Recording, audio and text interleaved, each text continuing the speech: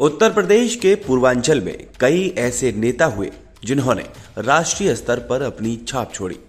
चाहे आजादी के पहले का समय रहा हो या बाद का, लेकिन 70 के आखिरी दशक में सड़क और रेलवे के ठेकों की लड़ाई ने इस इलाके की फिजा खराब कर दी। इस इलाके में माफिया पैदा होने लगे। ठेकों की गारंटी पर पहले उन्होंने अपनी आकाओं के लिए बंदूकें उठाई, बाद में खुद राजनीति में उतर आए। 80 के दशक में माहौल बदल रहा था। पिछले पूर्वांचल में विकास के पैसे आने लगे थे, लेकिन रेलवे, सड़क, शराब, बालू खनन ही नहीं, टैक्सी स्टैंड तक के ठेके वही ले पाते थे जो बाहुबली होते थे। इलाके में शिक्षा का माहौल था, लेकिन यहां से बेरोजगारों की फौज निकल रही थी। रोजगार की तलाश में हताश युवा कब किस माफिया के चुंगल में फंस जाए कोई नहीं जानता था। ऐसे लोग अपने आका के एक इशारे पर मरने मारने को तैयार थे। कट्टा रखना शान समझा जाता था। कई लोग साइकिल पर बंदूकें लेकर चला करते थे। पूर्वांचल का ही एक जिला है गाजीपुर। कहा जाता है कि यहाँ अफीम, अपराधी और अफसर साथ साथ पैदा होते हैं। यह भूमिहार बहुल इलाका है। कुछ लोग इसे भूमिहारों का वेटिकन कहते हैं। बनारस यहाँ से करीब है और कहा जाता है कि गाजीपुर वालों को बनारस में ही सब कुछ मिलता है। केवल गुंडे छोड़कर इसकी ट्रेनिंग मिल जाती है। पुराने लोगों को हत्याओं की कहानी जुबानी याद रहती है। चाय पान की दुकान पर चर्चा राजनीति से शुरू होती है, लेकिन खत्म अपराध की कहानी पर होती है। गाजीपुर के ही यूसुफपुर मोहम्मदाबाद में 1963 में मुख्तार अंसारी का जन्म हुआ। उनके दादा आजादी के आंदोलन में भाग ले चुके थे और परिवार इलाके के इज्जतदारों में गिना जाता था। लोग अपनी समस्याएं लेकर फाटक पहुंचते थे। मोहम्मदाबाद स्थित मुख्तार का घर आज भी फाटक के नाम से जाना जाता है। कुछ लोग इसको बड़का फाटक भी बोलते हैं। मुख्तार मजबूत कदकाठी और दबंग स्वभाव के थे। उन्हें करीब से जानने वाले कहते हैं कि बचपन से ही वह मनबड़ थे। वह जो कहें वही हो, यह उनके स्वभाव में था। वे अपनी क्लास में सबसे लंबे थे। क्रिकेट, वॉलीबॉल से लेकर हॉकी में रुचि रखते थे। निशानेबाजी का भी अच्छा शौक था। गाजीपुर के वरिष्ठ पत्रकार राजकमल बताते हैं कि इंटर की पढ़ाई के बाद मुख्तार ने गाजीपुर के पीजी कॉलेज में दाखिला लिया। यहाँ उनकी दोस्ती साधु सिंह से हुई। साधु सिंह और मकून सिंह दोनों सगे भाई थे। दोनों गोरखपुर के बड़े ब्राह्मण नेता के लिए काम किया करते थे, जिनकी अदावत ठाकुर माफिया से थी। ब्राह्मण और ठाकुर माफिया रेलवे के ठेके के लिए एक दूसरे से भिड़ते रहते थे। उस दौरान पूर्वांचल के गोरखपुर और आसपास के जिलों में आए दिन गोलियां चला करती थी। साधु सिंह की संगत से मुख्तार को मंजिल दिखने लगी। उन्हें लगा कि अगर लंबा रास्ता तय करना है तो बाहुबली बनना पड़ेगा, चाहे इसके लिए कुछ भी करना पड़े।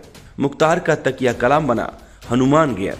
किसी भी तरह का काम हो, अगर मुख्तार को पसंद आ गया तो वो कहते रहे हैं कि हनुमान गियर लगावत हुई, यानी हनुमान गियर लगा रहा हूं। अभी भी कहते हैं कि हनुमान गियर लगाना पड़ेगा। हनुमान गियर यानी साम दाम दंड भेद से यह काम करना होगा। वहीं दूसरा गुट अपने आका को यही बताता है कि अरे वहां तो हनुमान गियर लगा है। 80 और 90 के दशक में गाजीपुर जिले की एक और खासियत थी। राज्य हाईवे से सरकारी बसें इस जिले को पार करके चला करती थी, जैसे बनारस, गाजीपुर, गोरखपुर, बलिया, गाजीपुर, बनारस। लेकिन किसी सरकार में इतना दम नहीं था कि वह गाजीपुर के इंटरनल इलाकों से सरकारी बसें मुख्यालय तक चला लें। इन सारे रूटों पर माफियाओं का कब्जा था, जो अपने अपने बेड़े की बसें चलवाते थे। इसे जनता का भी समर्थन मिलता था, क्योंकि बसों की टाइमिंग फिक्स थी। मोहम्मदाबाद से गाजीपुर, बनारस के लिए बस कितने बजे चलेगी, कब पहुंचेगी, कहां कहां रुकेगी, यह सब तय था। लोग बताते हैं कि इसकी लोकप्रियता इतनी थी कि लोग इससे घड़ी मिलाने की बात करते थे। सच्चिदानंद राय भी दबंग किस्म के थे। उनसे जुड़े लोगों की बसें मोहम्मदाबाद से चलती थी। बताया जाता है कि मुख्तार से जुड़े लोग भी इस कारोबार में थे। किसकी बस कब निकलेगी, इसको लेकर विवाद हो गया। सच्चिदानंद राय वहां मौजूद नहीं थे। मुख्तार भारी पड़ गए। सच्चिदानंद राय को यह नागवार गुजरा। कहा जाता है कि फनफनाए सच्चिदानंद मुख्तार के घर फाटक तक चढ़ गए। मुख्तार ने इसे प्रतिष्ठा का सवाल बना लिया। कुछ दिन बाद ही सच्चिदानंद राय की हत्या हो गई। नाम मुख्तार का आया, लेकिन कुछ साबित नहीं हो सका। इससे पहले शूटर माला गुरु की हत्या में भी नाम लिया गया था, लेकिन सच्चिदानंद की कहानी बड़ी हो गई। एक एक कर ऐसी कहानियां जुड़ती गईं और मुख्तार माफिया की नगरी में बड़े होते गए। मुख्तार और ब्रजेश सिंह के रास्ते पहले अलग अलग थे, दोनों की कोई निजी दुश्मनी नहीं थी, लेकिन साधु सिंह मुख्तार के संगी थे। इस इलाके में खास दोस्त को संगी कहते हैं। साधु सिंह के परिवार की दुश्मनी एक जमीन के टुकड़े को लेकर ब्रजेश सिंह के परिवार से हो गई। इस लड़ाई में साधु सिंह गैंग के पांचू सिंह ने ब्रजेश सिंह के पिता वीरेंद्र सिंह की हत्या कर दी। साधु सिंह की संगत की वजह से ब्रजेश सिंह मुख्तार को दुश्मन मानने लगे। अदावत बढ़ती गई। मुख्तार ठेका पट्टी में तेजी से अपना पैर फैलाते जा रहे थे। उधर ब्रजेश बदले की आग में जल रहा था। आजमगढ़ के तरैया में एक ही दिन 7 लोगों की हत्या कर दी गई। इसमें ब्रजेश सिंह का नाम आया। वह ठाकुरों की आपस की लड़ाई थी, लेकिन इस हत्याकांड के बाद यह तय हो गया कि पूर्वांचल में 2 ही लोगों की दबंगई चलेगी। एक गुट मुख्तार के साथ जुड़ गया तो दूसरा ब्रजेश सिंह के साथ। अब ठेका नाम का सवाल बन गया। ब्रजेश सिंह साहब सिंह की सरपरस्ती से अलग होकर खुद मैदान में उतर चुके थे। पुलिस उन्हें खोज रही थी, लेकिन उसके पास कोई फोटो नहीं थी जिससे ब्रजेश सिंह की पहचान हो सके। कहा जाता है कि बनारस से इलाहाबाद की तरफ ब्रजेश भारी पड़ते और बनारस से गाजीपुर मऊ की तरफ मुख्तार अंसारी। ऐसे में गैंगवार लाजमी था। इसमें कई लोगों की जाने गई। साधु सिंह को पुलिस कस्टडी में मार दिया गया। हत्यारे पुलिस की वर्दी में आए थे। आरोप ब्रजेश सिंह पर लगा। साधु अपनी पत्नी और नवजात बच्चे को देखने हॉस्पिटल आए थे। पुलिस कस्टडी में ही उन्हें मार दिया गया। हत्यारे पुलिस की वर्दी में थे। आरोप ब्रजेश सिंह पर लगा। उसी दिन साधु सिंह के गांव मुदियार में हमला हुआ और उनके भाई और मां समेत 8 लोगों की निर्मम हत्या कर दी गई।